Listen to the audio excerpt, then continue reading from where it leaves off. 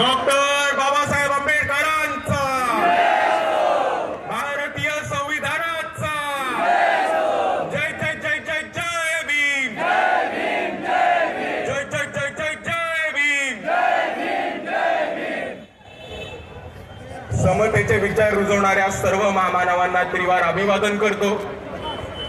मंचावरती उपस्थित सर्व मान्यवर आणि तसेच 23 मार्च रोजी नागपूरमध्ये उपस्थित झालेल्या भारतातल्या इतिहासातल्या RSSच्या कार्यालयावरती निघालेल्या पहिल्या मोर्चातल्या सहभाग घेणाऱ्या तमाम क्रांतिकारी साथीदारांना माझा जय भीम.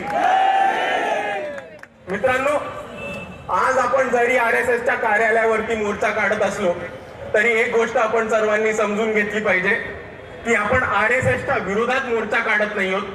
आपण RSSशी संवाद साधायला मोर्चा काढतोय आणि त्यांना काही प्रश्न विचारायला मोर्चा काढतोय. आणि आपलं म्हणणं एवढंच सोपं आहे की आता जे सरकार स्थापन झाली, आताचे जे पंतप्रधान आहेत त्यांना RSSनी सत्तेत बसवलेले आहे. आणि आताचे जे पंतप्रधान आहेत ते जेफ्री एप्स्टीन फाईल मध्ये त्यांचं नाव आल्यामुळे त्यांचे हात हे दगडाखाली आलेले.